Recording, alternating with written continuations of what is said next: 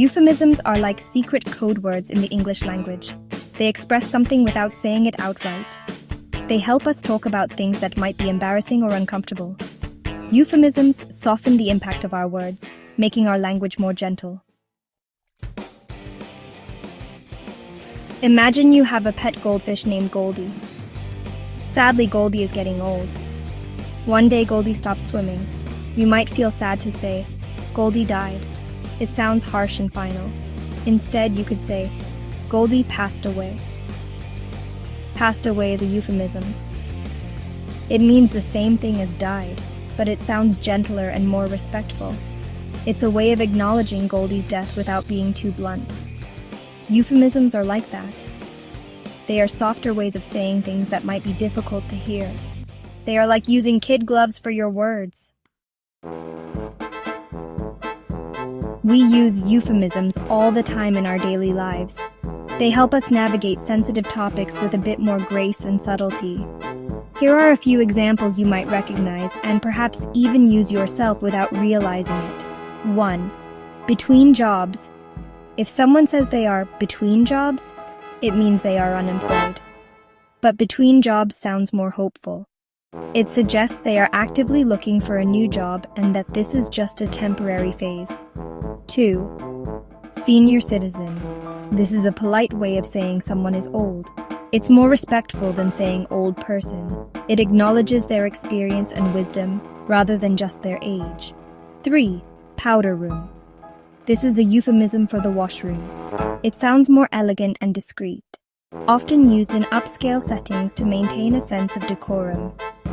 4. Let go. If someone is let go from their job, it means they were fired. But let go sounds less harsh. It implies a gentle release rather than a forceful termination. 5. Put to sleep. This is a euphemism for euthanasia, which is the act of putting a sick or suffering animal to death painlessly. It's a difficult topic, and put to sleep sounds more peaceful and humane, making it easier to discuss. These are just a few examples of the many euphemisms we use in our everyday language. They soften the impact of difficult conversations and help us communicate with empathy and respect. Section 4. Euphemisms in literature. Authors use euphemisms to create different effects in their writing. These subtle phrases can soften the impact of harsh realities or make difficult topics more palatable for readers. By choosing their words carefully, authors can convey complex emotions and ideas without being too direct. They might use euphemisms to make their characters sound more polite or to add humor to a situation. Euphemisms can also help to maintain a certain tone or atmosphere in a story, making the narrative more engaging and relatable for the audience. Here are a few examples of euphemisms in literature. These examples illustrate how authors from different eras and genres have employed euphemisms to enrich their storytelling. 1. In a family way. This phrase, often found in older literature, is a euphemism for being pregnant.